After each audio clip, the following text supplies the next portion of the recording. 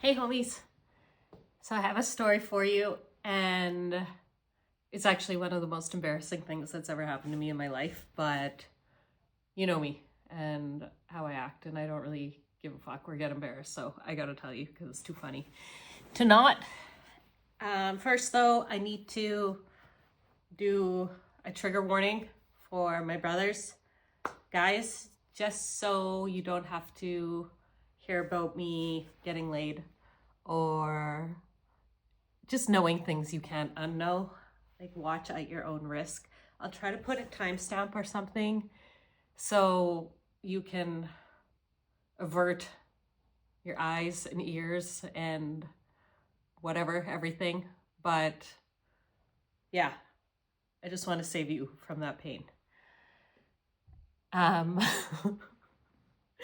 Now, from the And Society, I bring to you the tale of the Gator Guy. Are you afraid of the dark reference? But, okay. I just have a hard time thinking of what to say and staying on track, and I think I just get weird, but whatever. Okay, story time. So I just figured, since I'm older and wiser and I've dated a lot of deadbeats, that I may have learned from my past and I'd make better choices when it came to men and, you know, just generally pick better ones and just do better. I thought I'd be better, but no, not at all. If anything, I've gotten worse. And that's saying a lot, because once one of my brother's best friends told me, he's like, "And it feels like you pick your boyfriends from Skid Row." And I was like, well, this was a while ago. I had to Google Skid Row and I saw it's just some sketchy ass street in LA. And really, like, I think the prospects on Skid Row would be better than some of the men that I've dated. So he wasn't wrong. Well, he was wrong, because I think I do worse sometimes. But when I was in Baton Rouge, I thought I'd just see what the South had to offer for men. I just figured, you know, Southern gentlemen might be like some good pickings down there and better scope the scene. So I downloaded Tinder, and when I was on Tinder, instantly I just, get, as a woman, you just get so many matches, and it was so overwhelming, and I was like, fuck, just too many small talk conversations. And I just kind of was talking to a few guys, and one of them, well, the first guy I matched with, he was pretty cute, and he was an alligator tour guide from just outside of New Orleans. And I figured, you know what, I'm just gonna cut the rest of them. They're just distracting me from, like, in Baton Rouge, I was just living and thriving, and I didn't have time for all these boring ass conversations. So I just kept this Gator guy around and figured I cut the rest. So we were talking for like a week, and I was like, you know what? I'll come see you. I just gotta get out of here. And, well, I didn't have to get out of here. I just didn't want to waste time talking to someone if he wasn't worth talking to. So I went to New Orleans to see him. And yeah, the first night I got there, he took me to a steakhouse, and he was very sweet and respectful and very Southern gentleman, and I was digging it. He was very nice, and we had a good date. Didn't even try to make a move or do anything creepy. And he was like, if you get up early tomorrow, I'll take you on a tour of the Bayou. And I was like, cool, hell yeah, let's go. So the next morning he took me on a tour, and it was like one of the best dates ever, actually. He took me out in his airboat, and we toured the bayou, and he was luring birds with marshmallows, and these cool swamp birds were coming. And then he did the same thing. He had like raw chicken and marshmallows, and he was luring alligators with these up onto the boat. Like, it was really cool.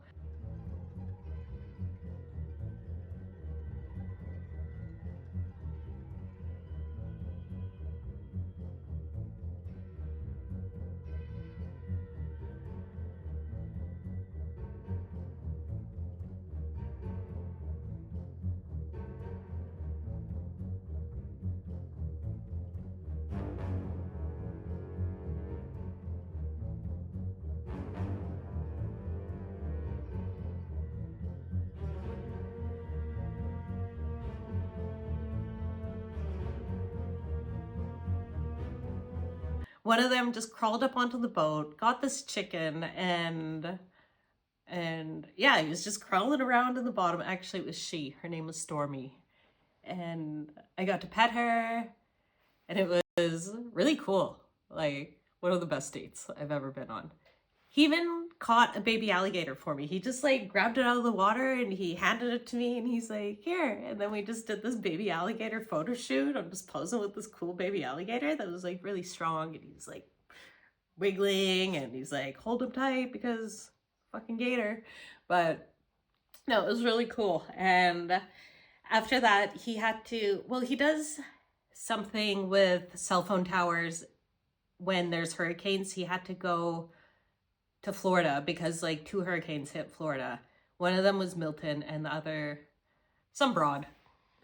Helene or something like that.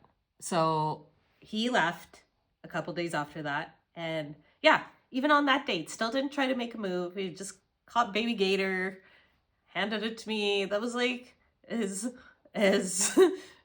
much of a move as he made. Was, here you go, there's baby alligator. And yeah, it was very sweet. So then he had to go, and I was like, oh fuck, like now I'm just stuck in the city that I don't really want to be in. Like, New Orleans is cool, but it's a place you go to get drunk and show your tits with your friends. Like, I'm just gonna go get wasted and show my tits by myself. Well, I could have. I went out one night and I picked up some swingers. Actually, I picked up swingers a couple times there. Not intentionally, and I didn't pick them up, like do anything or go home with them, but yeah. I was like, fuck, why did I come to, well, I knew why I came to the city, but I just kind of, like my astrocartographist, like the chart that she gave me, she said like, the line that I do really well on living in is between New Orleans and Baton Rouge, and it goes to Texas. And she's like, don't cross this line, don't go to New Orleans, like nothing good is there for you. Don't go that way. And I should have heeded her warning because yeah, she knew. But yeah, I just didn't want to be in the city without him. So I took off and I found this place called Lake Charles, which is close to the Texas border. And I went there. It was supposed to be good for poker. And I was like, you know what? I'm going to go. I got an Airbnb. It was just a room in some lady's house. Then I got there and this lady was so cool, just some old hippie. And we just hit it off right away.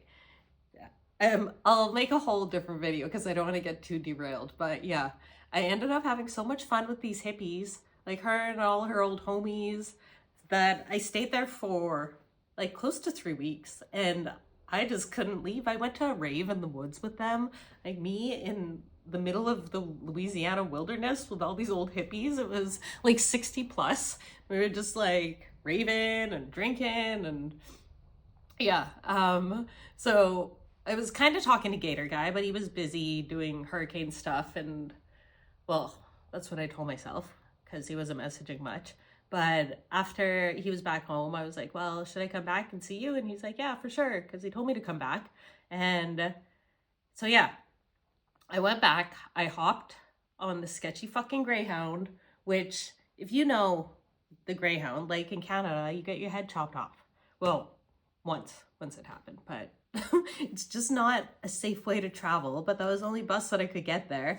And yeah, I stopped in Baton Rouge on the way there so I could drop off my job application at the state capitol. And I saw Watermark Bill and he drove me to the bus station and he was like, you just run inside, take your bags and don't talk to anyone. Like, it was only like 30 feet away and he was so concerned for my safety. And if this guy lives there and he knew that the Greyhound was that sketchy, he's like, when you get inside, just look down, don't talk to anyone, get on the bus and and pray.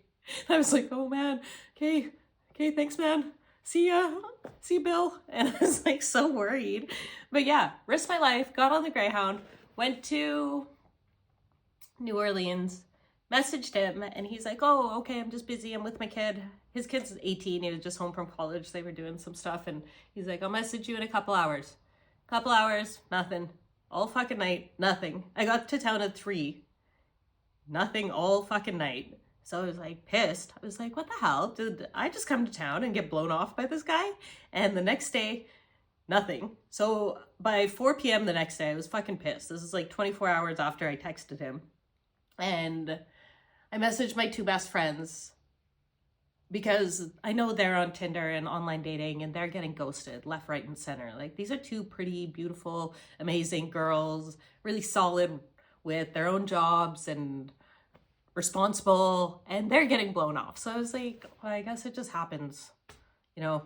And they gave me some good pep talks. Actually, Jasmine sent me the funniest fucking voice messages, and I listened to them on repeat, like motivational Tony Robbins quotes, because I just needed to drill this into me that fuck this guy, he's a loser. I don't have time for someone that inconsiderate. And that southern fucking weak ass ghosting fucking queen, you are way too good for that little jelly bean dink. Just risked getting your head sawed off taking a Greyhound. Instead, you get your heart fucking tampered with somebody who doesn't have one. Like, clearly not dealing with a full deck, no conscience. Yeah, my friend Jen, she told me like really good advice too. She's like, even if he messages you, he made you wait 24 hours, make him wait 26. And I was like, fuck yeah. But then, yeah, so I just went and played poker that night, and like late, 10 or 11, he messages me and he's like, what are you doing? And I was like, what the fuck do you think I'm doing? Waiting for you to text 24 hours ago, you fucking bitch. Like, trying to come back in, acting all cool, like you weren't supposed to see me already. And yeah, I was fucking pissed. And I kind of reamed him out. I was like, when someone comes to the city to see you and you say, I'll text you later, and you never text them for over 24 hours, like, fuck you. I was like, that was really fucking rude. Fucking loser. And he was like, yeah, I'm sorry, that was really inconsiderate. And yeah, he apologized. And then even though it was over text, he said, sorry, ma'am. And it was just a hot sorry. Like, all my strong will and determination to cut him off and be like, fuck that guy, it just fell apart. I just was weak to that sorry, ma'am. And even though it was by text. So then, yeah, I didn't even like make him work to earn my trust or love back. I just invited him to my hotel room and had sex with him 5 times. So weak. So yeah, then a few nights later we hung out again.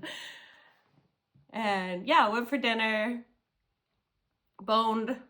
We watched American Pickers, like not even Netflix and chill, just like American Pickers and chill. It was very Louisiana. And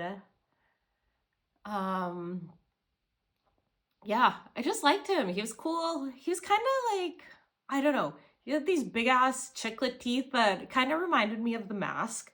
And I think it was fulfilling some sort of weird Jim Carrey fantasy fetish I had that, I don't know, I was just like enamored by his big teeth and his gator catching.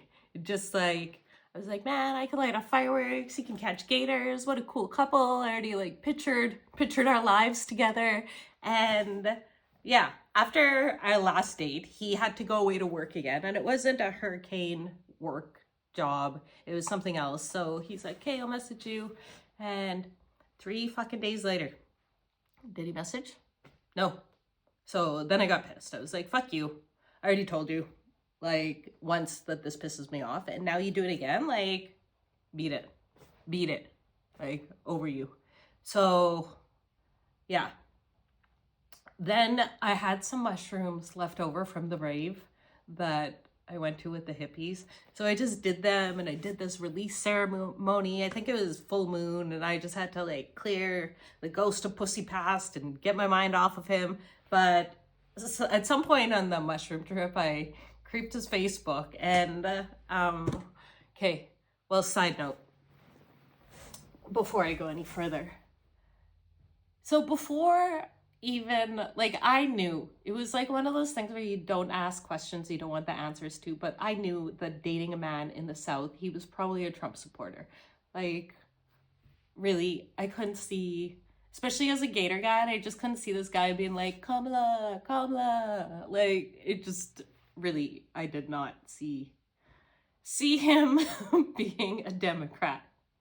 So, but the thing is, it was early. I didn't need to talk politics in a relationship. And one of my best friends is a conservative, and I love her. Like, you can have different views as someone and love them. As long as you're a good person, like, I don't really give a fuck what you believe. I just think if you're a good person, like, I'm really open to love. And this was right before the election. This was a week before the election. So, you know, people did like Trump after the first term. Like, now it is after, and really, I dodged a fucking bullet because, oh man, like, imagine if he didn't ghost me and I was dating this guy. Like, the elephant in the room of me just, you know, being brown and a woman and Canadian and Trump hating all of those, and we'd just be hate fucking. Like, I don't know, it just wouldn't work. This relationship was doomed regardless. So, but the thing about politics is that I think they're both fucking stupid, both sides. In the States especially, these guys that don't even know why they're voting red or blue, it's because they've always done it like that. It feels like Super Bowl or football. Like, they're just all about their teams, and they don't even care what their platforms are. They're just cheering for red team go, red team go, blue, team blue. Like, it's so fucking pathetic. But even in Canada, we do the same things. It's pretty much feels like all over the world in any first world country. There's just these two parties, and no matter who's been in power since I've been an adult, no one's fucking helped me. They're both fucking loser crooks. Like, both parties are crooks, and it feels like they're just out to blame the other side when really they're all corrupt. Like, they want to be like, oh, it's the blue guys are the bad guys. It's the Democrats and the liberals and the Republicans. That really, it's all you, all y'all who are crooked. They just like to point the finger while they're doing shady shit at the top and screwing over everyone on the ground level, all the citizens. So I think, like, yeah, that's their play, to just divide the nation and make everyone hate each other for really stupid reasons, because, oh, it's the black people, it's the Latinos, it's the indigenous, it's always someone. They're always pointing the finger at, oh, trans people. Like, fucking no, you people. It's you motherfucking suits who are the fucking problem. Like, anyone. Your red suit, your blue suit, you're all fucking crooked suits. So I don't even care about politics because they're all a bunch of big losers, and yeah. But really, Trump is the worst one, because he's not just, he's his own, I don't even know what the hell. But because now it's been a few months since the election, and just seeing what the hell this man's doing, like, he's insane. So, okay, so let's my rant over. Anyways, I don't know where I was going with that, but, oh, just saying that doesn't matter. I knew he was probably a Trump supporter, and I gave him a chance. I was open because I don't care. Well, now I care. Now I would not date a Trump supporter. It's embarrassing enough that I had sex with one. But whatever. You gotta learn lessons sometimes in life the hard way. So on my mushroom trip, I creeped his Facebook, and on his Facebook, this guy, he went out. He had the time to go to the bayou and dress up an alligator like Donald Trump. He took a wig, a tie, and a MAGA hat, and he fucking put on an alligator and put a picture of it on Facebook. And this guy, he had hundreds of comments from all his homies and all these fucking Republican Fox News crazy motherfuckers who are like, yeah, man, that's the best picture I've ever seen. Send it to our king. And he had time to respond and like every single comment, but he didn't have time to text me. Like, I felt so pathetic and embarrassed, but I was on shrooms and I laughed so hard. I was like, this is what this guy's doing. Instead of texting me, I was like, oh my God, like this is a new low. But it's actually really funny. So yeah, didn't hear from him. I was like, okay, after my shrooms trip and after seeing what he was busy doing but didn't have time to message me, I was like, hey, done. I'm out of here. I gotta go. And I thought about it, like, we weren't even Facebook friends. But you know, you creep people's Facebook just to see. But if he creeped my Facebook, maybe this is the reason why he ghosted me. He would have seen this picture of me photoshopped where into, like, it was one of those face in a hole things with like Barack and Michelle Obama, but I just photoshopped my face into hers. And so if he saw that, he probably would have booted me. So who knows? Who knows why he ghosted me, but really good.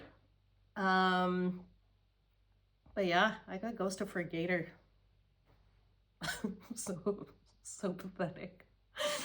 But yeah, that's another thing though. He was kind of like gators and his, oh, he did this thing too, which was actually what made me like him. When there was hurricanes, another reason why I liked him.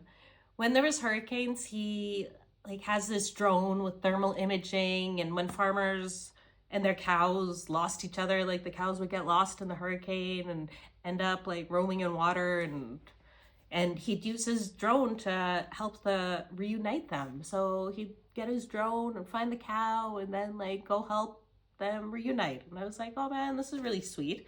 But like gators and his stupid drone were his only personality, like his only things that he talked about. Like he did barely even ask me about myself. It was just like very me, I'm so cool. And you know, after a couple dates, I was just like, fucking boring. Talk about me. I'm cool as fuck. And you're not even messaging? Like you, or not messaging, but well, he wasn't messaging, but like, you don't even care to know anything about me? Like, get the hell out of here, loser. Like I said, beat it. But also, like, sex boning was good, but the foreplay was pretty bunk. And Jasmine was telling me about, you know, there was a pandemic, but the real pandemic or epidemic is men who cannot find a clit. Like, grown-ass men.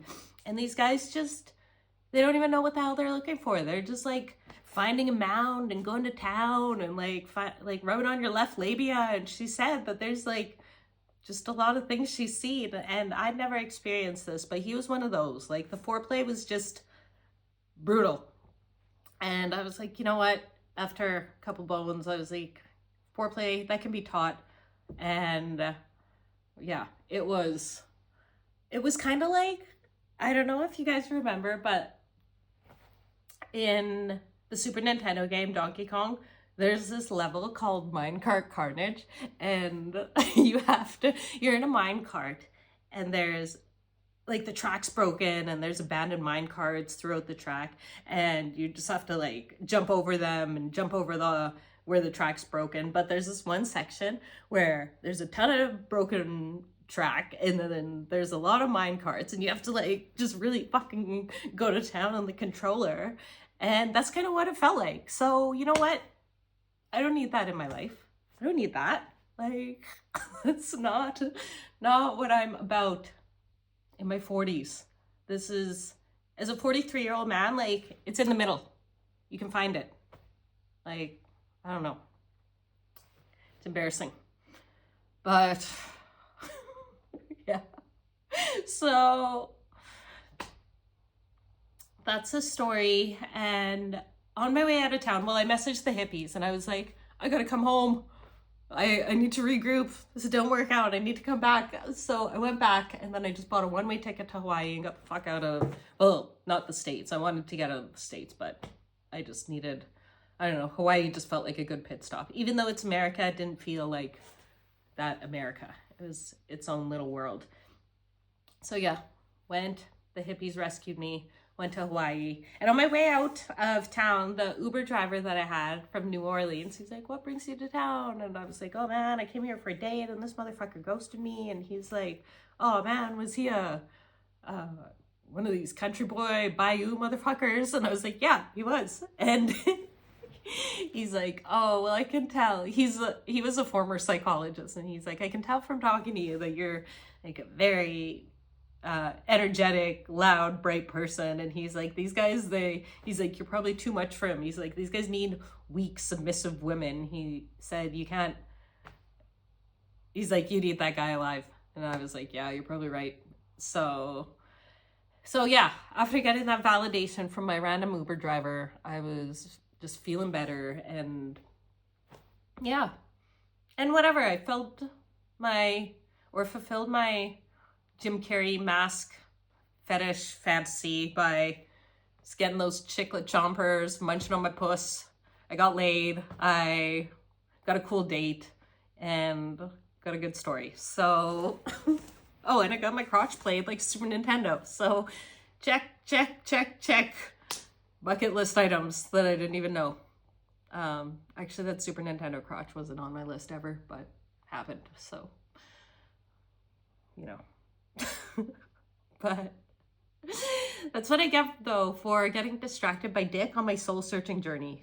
Like, I should have stuck to what I was doing in Baton Rouge, which was just living and thriving and making a lot of friends, or yeah, found a man on that side of the good line. And yeah, should have, woulda, could have. But you know what? He did give one hell of a gator tour. So if you guys are in the South and you need someone, I will still tell you his business, because you know what? It was really good. It was worth it. And yeah, if you want to go on a gator tour, or if you want your crotch played like a Super Nintendo, I will hook you up. I'm not bitter. I was kind of bitter, actually. Yeah, I am. Fucking loser. But yeah, I think that's it. But thank God that didn't fucking work out. Like, it would have just been so awkward. I would have got deported as soon as Trump came in. Like, this relationship was destined to fail. It wouldn't have worked ever. But who knows?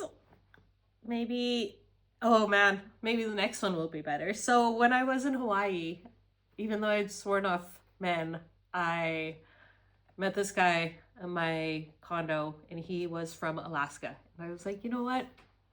The South didn't work out. Maybe I'll try the North. And this guy was cool. We went on a couple dates, and oh my God, though, he was a fucking grizzly bear tour guide. I was like, what am I doing? Like, what is this type I'm attracting? Like, man. But yeah, I was just kind of done with men and didn't want to bang or hang. So I just kind of ghosted him. Well, not ghosted him. That would have been rude. But yeah, we only had a few days to hang. So I was like, you know what? There's no real point getting to know each other if we're just both piecing out to different places. So later, Alaska. And oh man, you know what else? So when I was in Baton Rouge, when I stopped to drop off my application, I went back and saw my old homies, and they were like so excited for me. They were like, oh man, Lana Del Ray just met a Gator Guy, and they're getting married, or they got married. And I was like, man, I knew Lana Del Ray's a singer, but I don't really know anything about her. But I looked it up, and I was like, oh, that's cute. Good for her. And they're like, oh, he's probably a good one. But no, he was not. He was the opposite of Lana Del Ray's dream gator man. So it was a nightmare gator man. So yeah. But then ever since, like the last few months, anytime I Shazam a song that I like, it's Lana Del Ray. And I'm like, fuck, why are you haunting me? Why are you reminding me? But it's good music. So cool.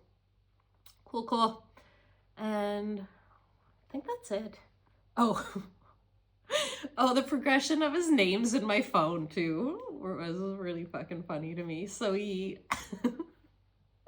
started off as Stranger Danger, because I don't really online date, and anyone on the internet's a stranger to me.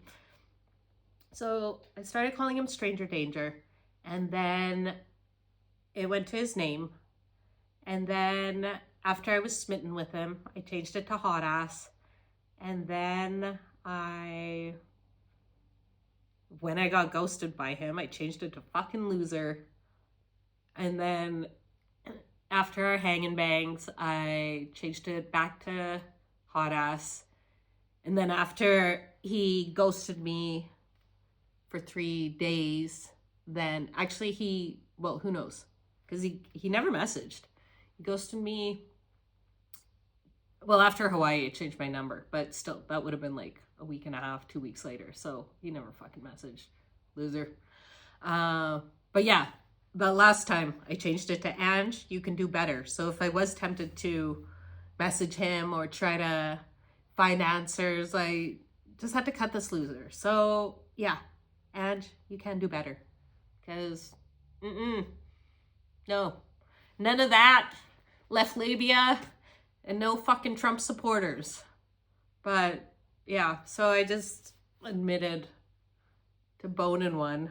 So I know you guys might think less of me, but that's okay, because I also think less of me. But whatever. YOLO. Okay, well, I love you guys. I miss you guys, and I will talk to you when I talk to you. Bye.